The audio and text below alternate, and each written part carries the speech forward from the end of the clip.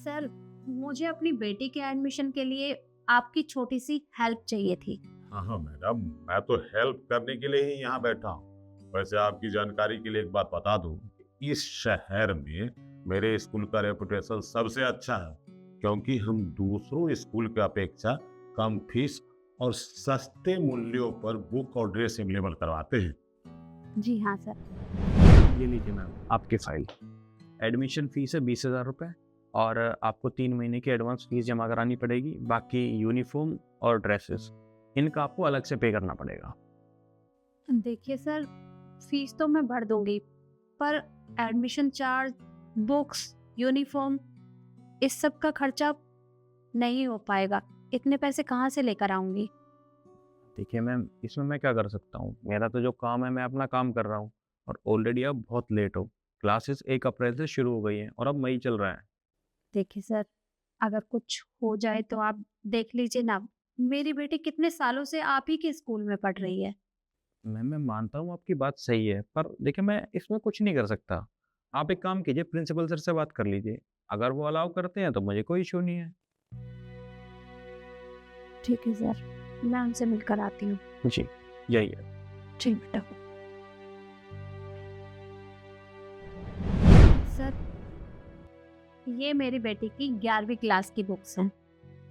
ये पिछले साल मैंने पूरे 6,500 में खरीदी थी, पर अब मैं कबाड़ी वाले को दे रही हूँ तो वो सिर्फ 120 रुपए लगा रहा है। तो आप मुझे ये बताइए कि मैं इन किताबों का क्या करूँ? मैडम, ये आपने कैसा सवाल किया? देखिए, कबाड़ी वाला 120 रुपया दे रहा है, ये आपका बुक है, क्या करना है नहीं करना है ये आपकी जिम्मेवारी है। मतलब मैं इसमें आपको क्या जवाब दे सकता हूँ? पर सर, ये तो कोई बात नहीं हुई। अरे पिछले साल मैंने 6,500 में खरीदी थी, और अगर मैं 120 रुपए में इन्हें कबाड़ी वाले को दूंगी तो इससे तो मेरा नुकसान हो जाएगा। और मुझे आगे बुक्स भी खरीदनी है, बेटी का एडमिशन करवाना है, तो ये सब मैं कहाँ से लेकर आऊंगी? अरे इससे अच्छा तो ये रहेगा कि ये बुक्स किसी और बच्चे के काम आ जाए, ताकि मेरी भी थोड़ी हेल्प हो जाए। देखिए मैडम, सब कुछ मेरे हाथ में नहीं है। गवर्नमेंट के रूल रेगुलेशन को फॉलो करना पड़ता है। हर एक साल सिलेबस चेंज होता है, ड्रेस चेंज होता है, री एडमिशन का फीस भी गवर्नमेंट ही डिजाइन करती है। मैं तो सेवक हूँ, जनता की सेवा के लिए यहाँ बैठा हूँ, आप लोगों की सेवा करता हूँ। मैं यहाँ पैसे कमाने के लिए नहीं बैठा हूँ। सर, इन बातों के लिए आप गवर्नमेंट के ऊपर ब्लेम मत डालिए। ये सब रूल्स आपने बनाए हैं, क्योंकि आप लोग इस तरह से पेरेंट्स से पैसे वसूलते हैं, क्योंकि आप लोगों को अपनी जेबें जो भरनी होती हैं। तो आप जैसे लोग हम जैसे पेरेंट्स की मजबूरी कहाँ समझेंगे? चल बेटा। एक्सक्यूज मी मैडम, अगर अपनी बेटी को प्राइवेट स्कूल में पढ़ाने की हैसियत नहीं है आपकी, तो सरकारी स्कूल में पढ़ाओ ना। वहाँ तो बोरा चट्टी लेके जाएगी, बैठ के पढ़ लिख के चली जाएगी। वहाँ तो कोई इसी तरह का कोई टेंशन ही नहीं है। सर, इतनी अच्छी एडवाइस देने के लिए आपका बहुत बहुत धन्यवाद। पर आप मुझे एक बात बताइए, क्या आपके स्कूल में सिर्फ अमीरों के बच्चे पढ़ सकते हैं, गरीबों के नहीं? अरे हम जैसे पेरेंट्स रात दिन मेहनत करते हैं ताकि हम अपने बच्चों को प्राइवेट स्कूल में पढ़ा सके, अच्छी शिक्षा दिलवा सके।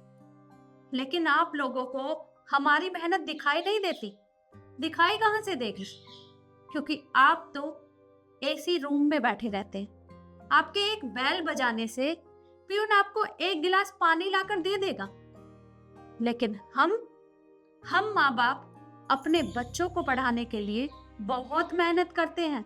अरे आप लोगों ने एजुकेशन के नाम पर हमसे पैसे ऐंठने का एक धंधा बना लिया है।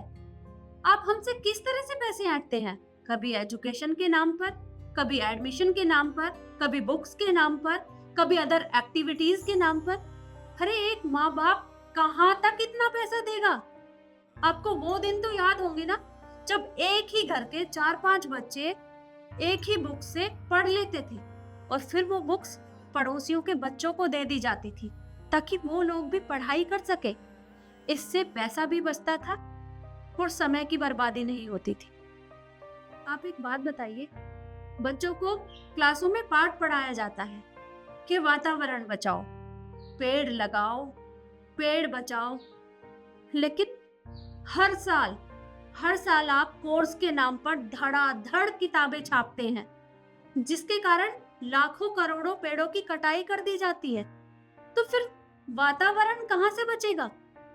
पर्यावरण की सुरक्षा कैसे होगी? देखिए सर, मुझे माफ कर दीजिएगा,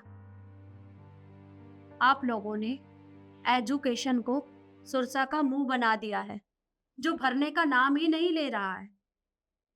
पर हम जैसे गरीब लोगों के बारे में भी सोचिए। अगर आप इसी तरह से करते रहेंगे तो हम अपने बच्चों को किस तरह से पढ़ाएंगे? माफ कर दीजिएगा अगर मैंने आपसे कुछ गलत कहा हो, लेकिन आप इस बात के बारे में सोचिएगा जरूर, क्योंकि ये बात सिर्फ मेरी बेटी और मेरे लिए नहीं है, ये बात हमारे देश के लिए है। चल बेटा।